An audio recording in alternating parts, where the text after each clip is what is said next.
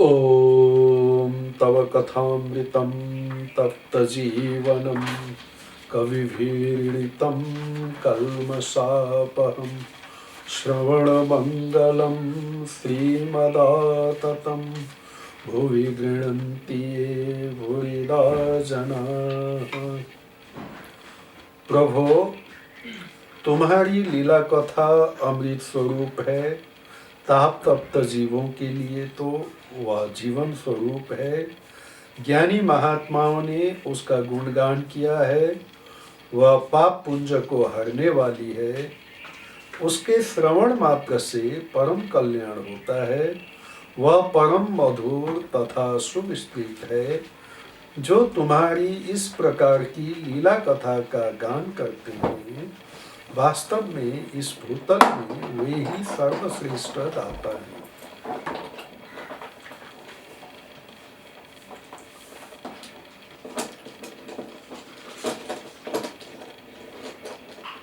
नमस्कार। प्रत्येक शनिबार साँझ 4 बजे आध्यात्मिक प्रवचन, त्यसमा हामीले एउटा हप्ता श्री श्री रामकृष्ण वचनामृत अनि त्यसको अर्को हप्ता श्री श्री रामकृष्ण लीला प्रसङ्गबाट पाठ एवं त्यस विषयमा चिन्तन गर्ने गरेका छौँ। आज श्री श्री रामकृष्ण वचनामृत परिच्छेद 5। बलराम के मकान पर श्री रामकृष्ण तथा प्रेमानंद में नृत्य।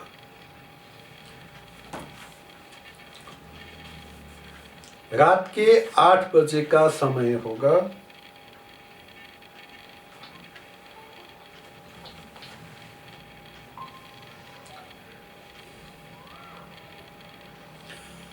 होली के 7 दिन बाद राम, मनोमोहन, राखाल, नृत्य गोपाल आदि भक्तगण श्री रामकृष्ण को घेर कर खड़े हैं।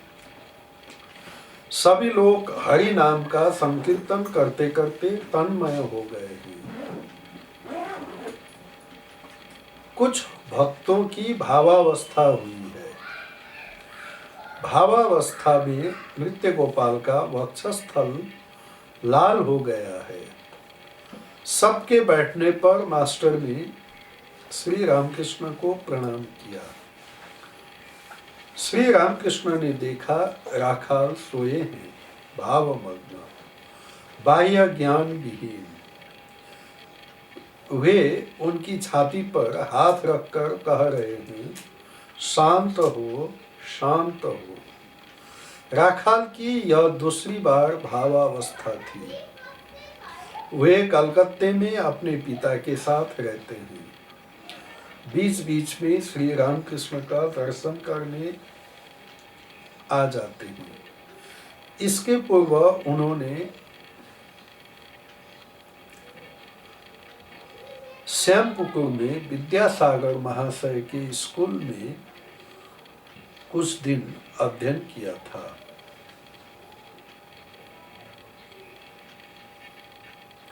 श्री रामकृष्ण ने मास्टर से दक्षिणेश्वर में कहा था, मैं कलकत्ते में बलराम के घर जाऊंगा, तुम भी आना।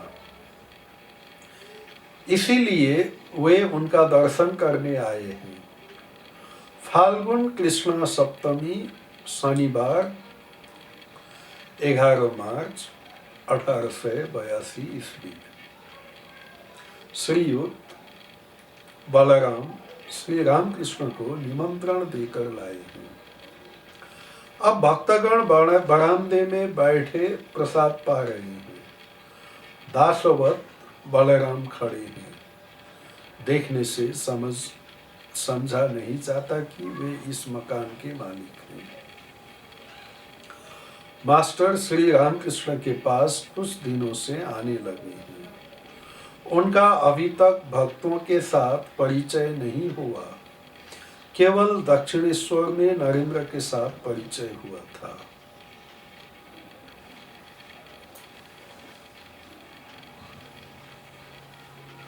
यो दिनको घटना यही समाप्त भयो।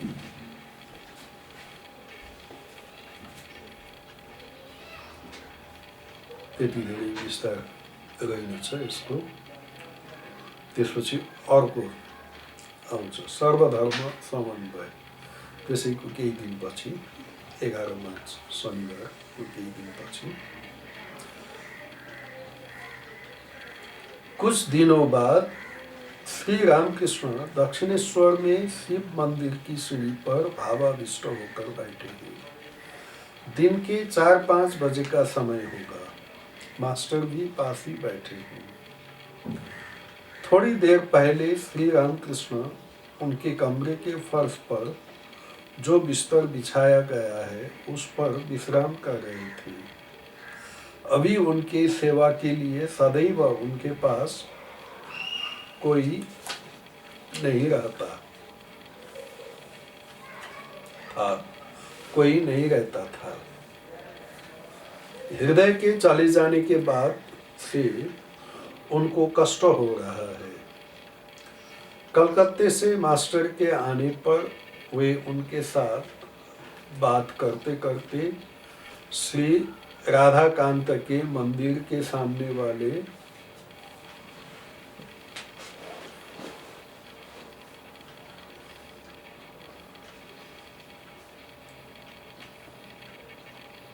शिव मंदिर की सीढ़ी पर आकर बैठे। मंदिर देखते ही देखते वे एकाएक भावाविष्ट हो गए हैं। वे जगन माता के साथ बातचीत कर रहे हैं। कह रहे हैं, माँ, सभी कहते हैं मेरी घड़ी ठीक चल रही है। ईसाई, हिंदू, मुसलमान सभी कहते हैं मेरा धर्म ठीक है, परंतु माँ, किसी की भी तो घड़ी ठीक नहीं चल रही है। तुम्हें ठीक ठीक कौन समझ सकेगा? परंतु व्याकुल होकर पुकारने पर, तुम्हारी कृपा होने पर सभी पथों से तुम्हारे पास पहुंचा जा सकता है। माँ, ईसाई लोग गिरजाघरों में तुम्हें कैसे पुकारते हैं, एक बार दिखा देना। परंतु माँ, भीतर जाने पर लोग क्या कहेंगे? यदि कुछ गड़बड़ हो जाए तो? फिर लोग काली मंदिर में यदि न जाने दें तो फिर गिरजाघर के दरवाजे के पास से दिखा देना। यो अझै एक दिनको घटना भयो। यसमा एउटा विशेष उल्लेखनीय कुरा के हो भने, पहिले त त्यस बेलामा श्रीरामकृष्णको सेवाको लागि विशेष कोही थिएनन्। हृदय गएपछि श्रीरामकृष्णलाई कष्ट पाएको थियो। कोही सेवा गर्ने मान्छे अवश्य नै त्यहाँ हुनुपर्ने हो, किनभने श्रीरामकृष्ण कुन बेलामा कतिखेर मुहुर्मुहु दिनदिनै समाधिमा लीन भइराख्ने एकजना सँगै हुनुपर्ने आवश्यकता। अनि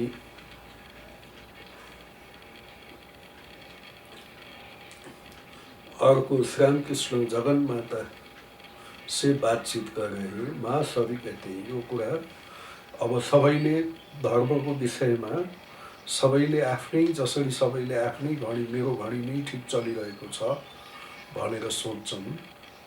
पहिले पहिले, अहिले त अब मोबाइलमा त लगभग सबैको एउटै समय दिन्छ, सेकेन्ड पनि लिन्छ। पहिले पहिले हातमा लगाउने घडी, त्यो कसैको घडी कुन केही न केही 1-2 मिनट तलमाथि हुन्थ्यो नि, तर सबैले भन्ने गर्छन् मेरै घडी ठिक चलेको छ भनेर।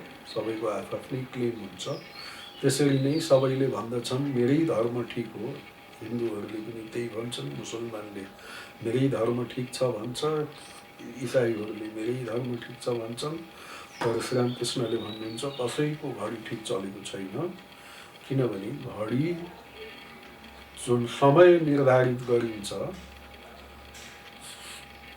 सूर्य, सोलर सिस्टममा सूर्यबाट, हाम्रो पृथ्वीमा सूर्यको गतिविधि अनुसार पृथ्वी सूर्य कसरी कुन समयमा कसरी घुम्छ त्यस अनुसार समयको विभाजन हुन्छ। त्यही भएर बिचबिचमा सूर्यसित घडीलाई मिलाउनु पर्छ भन्ने कुरा पनि अर्को ठाउँमा श्रीरामकृष्णले भन्नुभएको छ। त्यस्तै नै यहाँ पनि हामीले के देखिन्छ भने कसैको पनि घडी ठिक चलेको छैन, अर्थात् भगवानलाई सम्पूर्ण रूपमा कसैले बुझ्न सक्दैन। भगवान के हो त्यस विषयमा मुखले यही नै हो भनेर कसैले भन्न सक्दैन, तर यति गर्न सकिँदैन। भगवान यति नै हो, मैले बुझेको नै सम्पूर्ण ठिक हो भनेर भन्न सकिँदैन। तर पनि फेरि सबैको मत भगवानमा पुग्ने पथ हो। यदि मतमा त्यो पथमा कुनै भुल भए पनि सबभन्दा ठुलो कुरा कुन धर्म अथवा कुन बाटोबाट हिँडिरहेको छ त्यो मान्छे, त्योभन्दा पनि बढी कुरा ऊ कतिको सिन्सियर छ। त्यो जुन मान्छे ईश्वर लाभ गर्न चाहन्छ, भगवानलाई प्राप्त गर्न चाहन्छ, त्यो मान्छे कतिको सिन्सियर छ। त्यसको भित्र त्यो व्याकुलता भगवानलाई पाउने भित्रबाट त्यो आन्तरिकता त्यो व्याकुलता छ भने कुनै पनि बाटोबाट भगवानलाई प्राप्त गर्न सक्छ। तर यदि उसभित्र त्यो व्याकुलता छैन भने कुनै पनि पथबाट भगवानमा पुग्न सक्दैन। व्याकुलता नै मुख्य हो। व्याकुलता भयो भने भगवत कृपा हुन्छ नै, अनि भगवत कृपा भएपछि भगवत लाभ भगवानको दर्शन अवश्य नै पाइन्छ।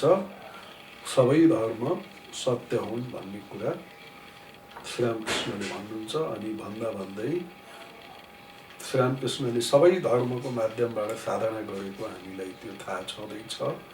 अनि गिर्जाघरमा कसरी भगवानलाई पुकारिन्छ त्यो पनि श्रीरामकृष्णले हेर्ने इच्छा प्रकट गर्नुहुन्छ।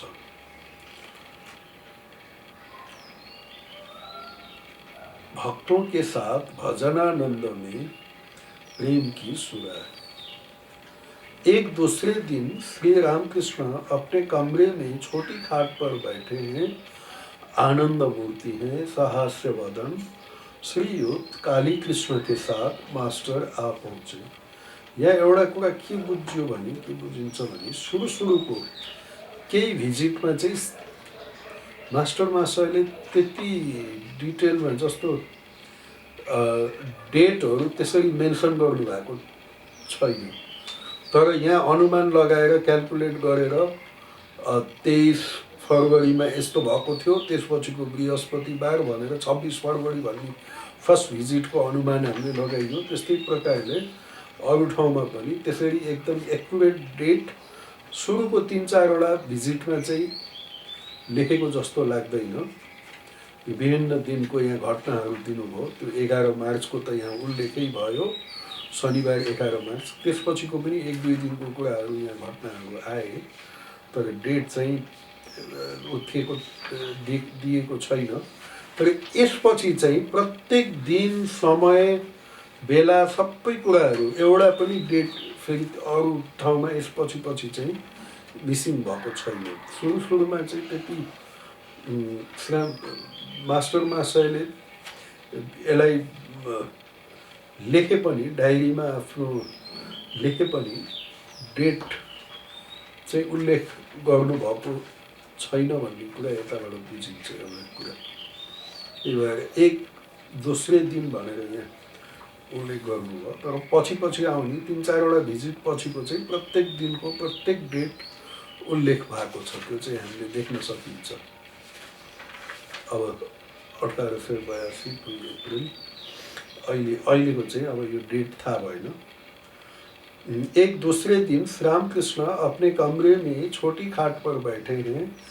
आनंदमयी मूर्ति है, सहास्य वदन श्रीयुत काली कृष्ण के साथ मास्टर आ पहुँचे। एउटा कुरा जो जतिखेर पनि हामीले जुन च्याप्टरमा पनि जहाँ पनि सुरु हुने बेलामा बीचमा पनि अरू ठाउँमा पनि के देख्छौँ भने आनन्द मूर्ति, श्री रामकृष्ण आनन्द मूर्ति हुनुहुन्छ। भगवानलाई भनिन्छ सच्चित आनन्द, सत्स्वरूप चित स्वरूप आनन्द स्वरूप। अब त्यसको जुन सत्स्वरूप त छँदैछ त्यो हामीलाई थाहै छ सत् ईश्वरलाई सत्स्वरूप भनिन्छ। यो सत्स्वरूप पुरै विश्व ब्रह्माण्ड नै सत्स्वरूप छ। चित स्वरूप छ भनेको यो एउटा चेतन शक्ति हो, तर यसलाई जडको रूपमा पनि देखिन्छ हामीले, त्यो एउटा र चेतनको रूपमा कसैले यसलाई जड भन्छन्, कसैले चेतन भन्छन्, वैज्ञानिकहरूले जड भन्छन्, जडबाट चाहिँ चेतन भएको भन्छन् भने आध्यात्मिक ऋषिमुनिहरूले चाहिँ चेतन हो, चेतनबाट जड भएको पनि भन्छन्। अनि त्यो कुरा त देखिन्छ। एउटा चाहिँ चेतन हो, सत हो, चित हो, चेतन हो हाम्रो शास्त्रले भनेअनुसार। अर्को आनन्द हो।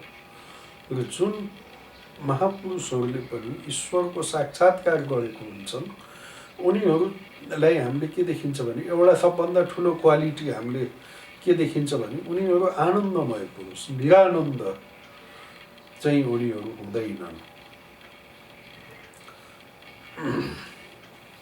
एउटा गीत पनि छ बङ्गलामा, गोमा आनन्दमयी निरानन्द कोरोना। त हे माँ, तपाईँ आनन्दमयी हो, तपाईँले मलाई निरानन्द नगर्नुहोस्। र यो रियलाइज्ड सोलहरूको यो एउटा विशेषत्व के भने उनीहरू जहिले पनि आनन्दमय देखिन्छ।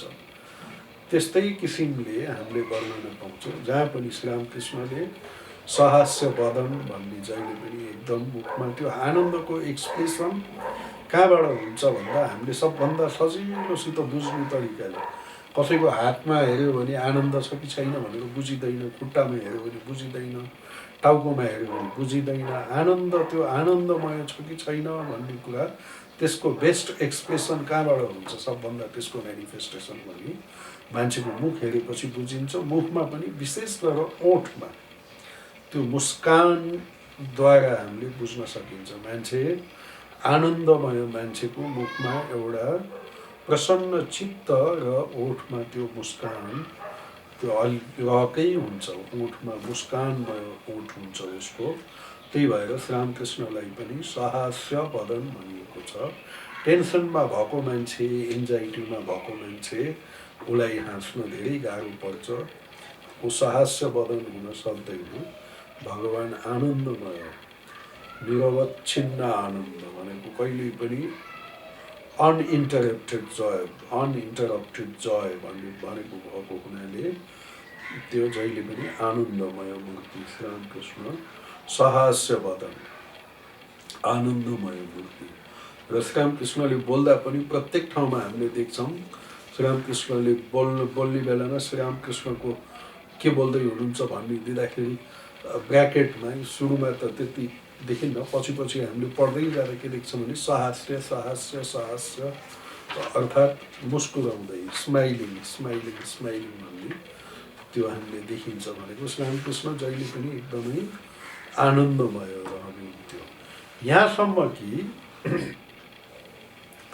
जुन बेलामा श्रीरामकृष्णको हात टुट्यो, हातमा त्यो लगाएको स्लिङमा झुन्डाएर राखेको थियो, त्यस बेलामा पनि श्रीरामकृष्णलाई आनन्दमय नै देखिन्थ्यो। र इभन डेडली क्यान्सरको रोग हुँदा पनि त्यो रोग, त्यस्तो रोगको अवस्थामा पनि हामीले के देखिन्छ भने श्रीरामकृष्ण जहिले पनि आनन्दमय, कहिले पनि शोकमग्न भएको श्री रामकृष्णलाई हामीले देखिँदैन। त्यो हामीले पुरै श्रीरामकृष्णको वचनामृतभरि त्यो हामीले त्यसको एउटा आभास पाउन सक्छौँ। र एउटा हामी गीतामा पनि श्रीकृष्णको जुन सुरुमा युद्धको मैदानमा पनि टेन्सनको अवस्थामा पनि एकदमै टेन्स अवस्था, अर्जुनले म लड्दिनँ भन्ने अवस्थामा पनि त्यहाँ पनि हामीले के वर्णन देख्छौँ भने श्रीकृष्ण भगवान् चाहिँ एकदमै प्रसन्न मुद्रामा हुनुहुन्छ भन्ने कुरा त्यहाँ पनि देख्छौँ। सबै त्यो एउटा युद्धको मैदान त टेन्सनकै कुरा हो, टेन्स हुने ठाउँ हो। त्यसमा पनि झन् अर्जुनले म लड्दिनँ भन्दा त झन् कस्तो टेन्सनको कुरा भयो होला। त्यो बेलामा पनि भगवान् श्रीकृष्ण प्रहसन्निव भारत भन्दा भएको प्रसन्न मुद्रामा भगवान् श्रीकृष्ण हुनुहुन्छ अनि गीताको उपदेश दिइरहनु भएको छ। उच्चतर भनेपछि जो रियलाइज सोल हुन्छन्, जसले चाहिँ भगवत भगवानको साक्षात्कार गरेको छ, भगवानको दर्शन गरेको छ, जसले सच्चिदानन्द स्वरूपको दर्शन गरेको छ, आनन्द स्वरूपको दर्शन गरेको छ, उसको जीवन पनि आनन्दमय नै हुन्छ। ऊ आफै पनि आनन्दमय रहन्छ र अरूलाई पनि आनन्द उसले दिइरहन्छ। यो कुरा हामीले यो महापुरुषहरूको जीवनीबाट, श्रीरामकृष्णको जीवनीबाट हामीले देख्न सक्छौँ जहिले पनि आनन्दमा। अब स्वामी विवेकानन्दमा पनि त्यो आनन्दमय भाव थियो अनि उहाँ चाहिँ जहिले पनि आनन्दमय रहने अनि सेन्स अफ ह्युमर भन्छ। अब हास्य रसले पनि परिपूर्ण श्रीरामकृष्णमा पनि त्यो देखिन्छ। All laugh, laughter, loud laugh इत्यादि हामीले प्रत्येक पेजमा हामीले देख्न पाउँछौँ। श्रीरामकृष्णले कुरा गर्दा पनि सिरियस कुराहरूको बिचमा पनि त्यो आनन्दको उचाइ कहिले पनि हट्दैन। त्यस्तै विवेकानन्दलाई पनि कतै पश्चिमका मान्छेहरूले के उनीहरूको चाहिँ धारणा थियो भने आध्यात्मिक पुरुष भनेको त एकदम सिरियस हुनपर्छ भन्ने उनीहरूको धारणा थियो। त्यसमा स्वामीजीको पनि त्यहाँ उक्ति छ कि मलाई जब कोलिक पेन हुन्छ त्यो बेलामा म कहिलेकाहीँ दुःखी हुन्छु, किनभने नत्र त यो मान्छेले किन दुःखी हुने, पश्चिममा चाहिँ मान्छेले त्यो सिरियस हुनपर्छ, आनन्दमय हुँदैन, हाँस्नु हुँदैन भन्ने किसिमको त्यो धारणा थियो।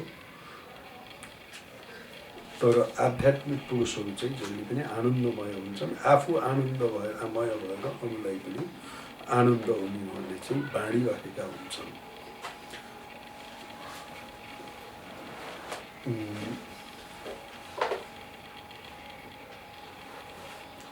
कालीकृष्ण सहस्रवदन यो भयो। यसपछिको उसमा कालीकृष्ण पैराग्राफ। कालीकृष्ण जानते थे कि उनके मित्र उन्हें कहाँ ला रहे हैं। मित्र ने कहा था कलार की दुकान पर जाओगे तो साथ आओ। अर्थात् त्यो दिन कालीकृष्ण पनि मास्टरसित आउनुभएको थियो, महेन्द्रनाथ गुप्तसित।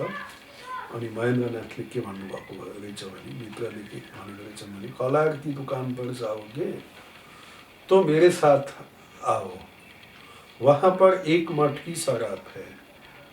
मास्टर ने अपने मित्र से जो कुछ कहा था, प्रणाम करने के बाद श्री रामकृष्ण को सब कह सुनाया।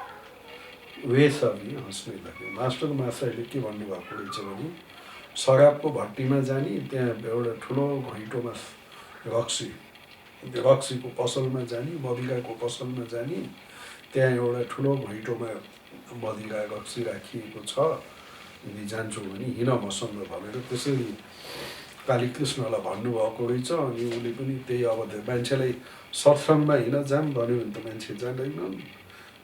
कालीकृष्णलाई पनि त्यस्तै तरिकाले हाँसो ठट्टाको रूपमा त्यो भनेर उहाँले चाहिँ बिचरा कालीकृष्णले त कतै रक्सीकै पसलमा लैजान्छ कि भनेर सोचेको होला। अनि दक्षिणेश्वरमा ल्याइ पुर्याएछन्। अनि त्यही कुरा श्रीरामकृष्णलाई भनेर सुनाउँदाखेरि त्यहाँ भएका सबै हाँस्न थाले।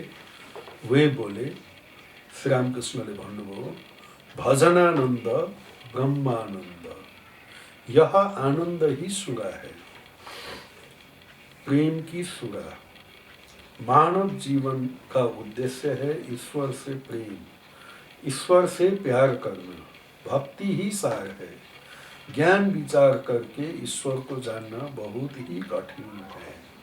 यह कहकर श्री रामकृष्ण गाना गाने लगे, जिसका आशय इस प्रकार है। अर्थात् श्री रामकृष्णले तीन किसिमको आनन्दको कुरा भन्नुहुन्थ्यो।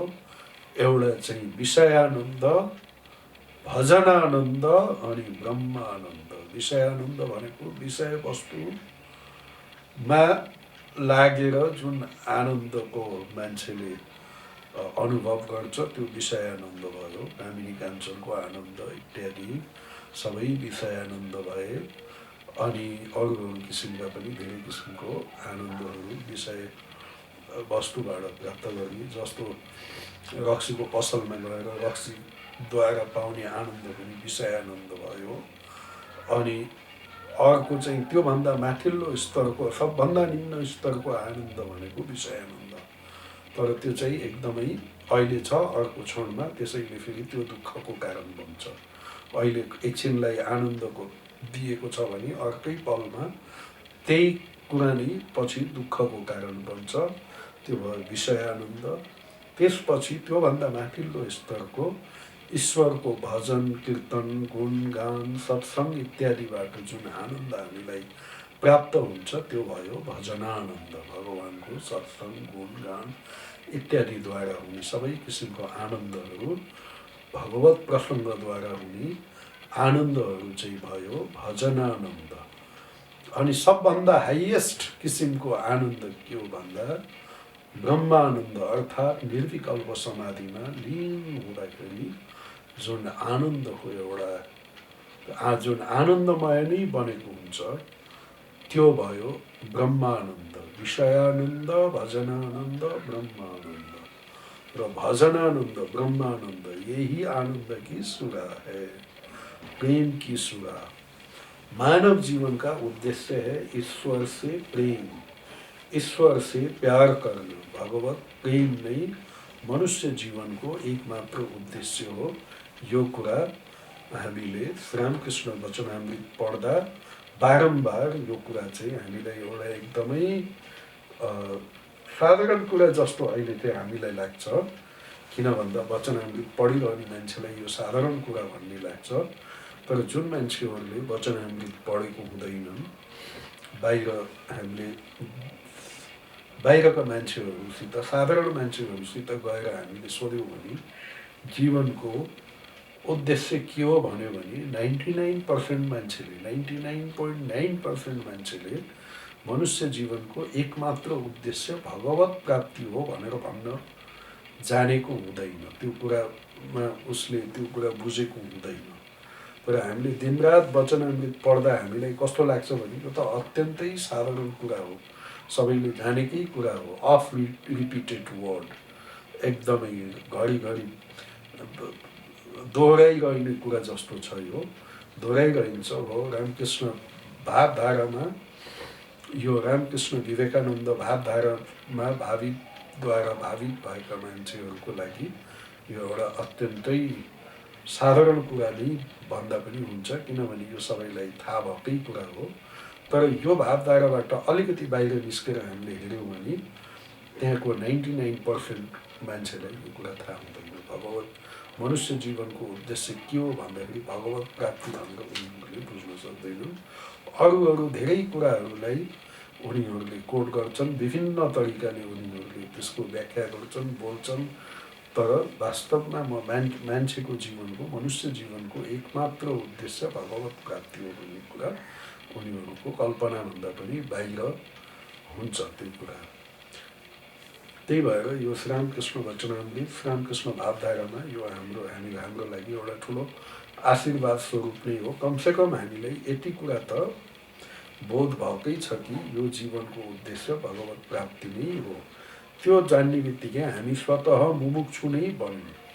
किनभने त्यो जान्ने बित्तिकै हामीले त्यसको लागि प्रयत्नशील अवश्य नै हुन्छौँ। त्यही भएर हामीहरू सबै मुमुक्षु बन्यौँ। यसमा हामीलाई चाहिँ विषयानन्दबाट माथि उठेर भजनानन्द अनि त्यसपछि ब्रह्मानन्दको अनुभूति गर्नुपर्छ भन्ने कुरा चाहिँ हामीलाई त्यो कन्सेप्ट एकदमै क्लियर छ। र श्रीरामकृष्णले के भन्नुहुन्छ भने भगवत प्रेम नै ईश्वर से यही भक्ति ही सार, अर्थात् भक्ति नै सार हो।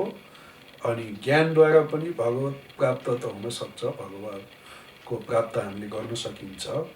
तर त्यो चाहिँ अत्यन्तै कठिन छ। सबभन्दा सहज मार्ग भक्ति हो। अनि आध्यात्मिक जीवनमा जान्न पर्ने 4वटा जुन कुरा, त्यो पनि यो रामकृष्ण विवेकानन्दको भावधाराबाट नै हामीले सजिलैसित हामीले दोहोऱ्याइरहने कुराहरूको चाहिँ ज्ञान, भक्ति, विवेक, वैराग्य, यो 4वटा। ज्ञान, भक्ति, विवेक, वैराग्य, ज्ञान, भक्ति, यो 4वटा कुरा चाहिँ हामीले बुझेको जानेकै कुरा हो। विवेक, वैराग्य, ज्ञान, भक्ति।